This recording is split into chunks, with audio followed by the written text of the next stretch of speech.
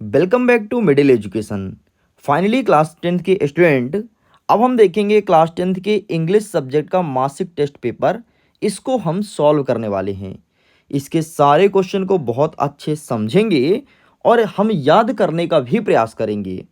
याद होना चाहिए, आप इस बार बोर्ड एग्जाम का पेपर देने वाले हैं एंड मासिक टेस्ट पेपर आपके लिए काफ़ी इम्पोर्टेंट है, क्योंकि इससे ये पता चलता है कि हमारे बोर्ड एग्जाम का क्वेश्चन कैसा रहेगा, पैटर्न कैसा रहने वाला है।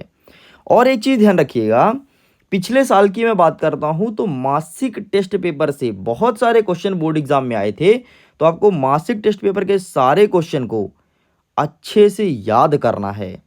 ओके, अगर मैं अंग्रेजी के प्रश्न पत्र की बात करूं तो 20 नंबर का हमारा पेपर रहेगा। समय मिलेंगे हमें 3 घंटे। पहला नंबर कह रहा है कि answer the following question in about 30 words. आपको कोई भी प्रश्न का उत्तर 30 शब्दों में देना है।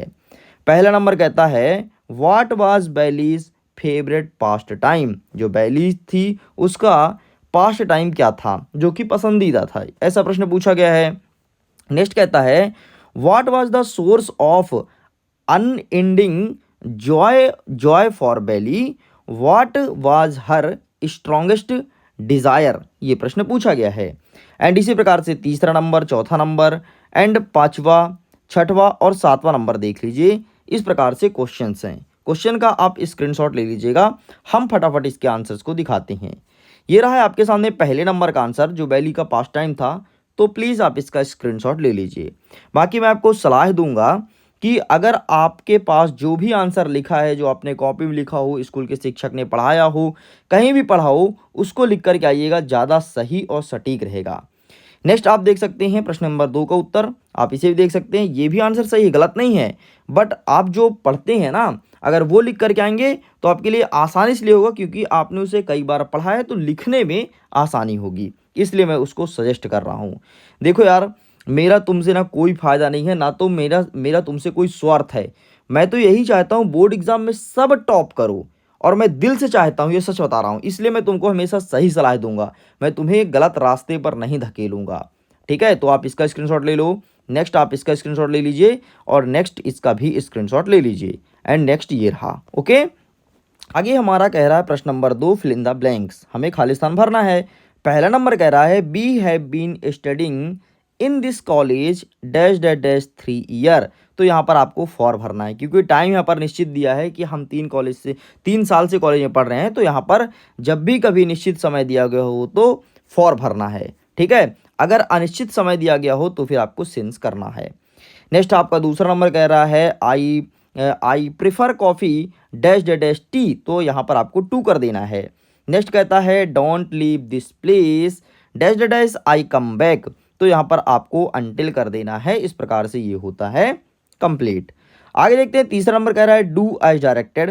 पहला नंबर कह रहा है चिल्ड्रन आर मेकिंग टॉयज। इसमें कह रहा है कि change the sentence into passive voice. मतलब ये जो सेंटेंस दिया है ना, ये एक्टिव वॉइस में दिया है और इसे आपको पैसिव वॉइस में कन्वर्ट करना है। हमारा दूसरा नंबर कह रहा है tea is too hot to drink, और rewrite the sentence using so that. इसमें सो दैट का इस्तेमाल करना है। तीसरा नंबर कह रहा है if she does not came on time the teacher will punish her. तो यहाँ पर कह रहा है rewrite the sentence using unless in place of if. मतलब सेंटेंस में इफ के स्थान पर आपको अनलेस का यूज करना है। तो आइए हम दिखा देते हैं इसका आंसर। ये रहा पहले का आंसर। ठीक है, ये आंसर लिखा गया है, ये आंसर आपको लिख देना बस, बाकी कुछ मत लिखना, केवल ये आपका आंसर है, बाकी तो क्वेश्चंस ऊपर हैं। नेक्स्ट आपका ये रहा दूसरे का आंसर। तो सही आंसर क्या है, आपको ये चीज़ लिखना है, बाकी जो है वो सब क्वेश्चन मेंशन है। आगे बढ़ते हैं, नेक्स्ट क्वेश्चन ये रहा तीसरे का, एंड ये रहा आपका फाइनल आंसर। इतना आपको लिख देना है।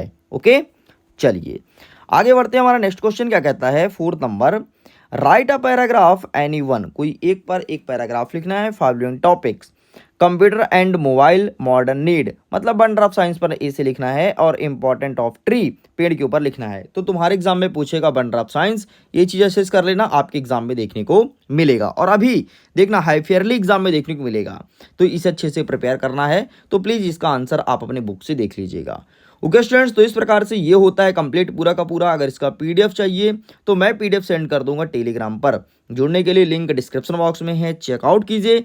एंड क्लास 10th की बेहतरीन तैयारी के लिए एक बार चैनल को सब्सक्राइब करके रखिए, क्योंकि यहाँ पर बहुत अच्छी तरह तैयारी कराई जाएगी एंड अदर प्लेटफॉर्म से अच्छी तैयारी आपके अपने यूट्यूब चैनल मिडिल एजुकेशन में होता है। आप एक बार जुड़ करके अपना फ़ायदा उठा सकते हैं। मैं वीडियो एंड करता हूँ। Thanks for watching.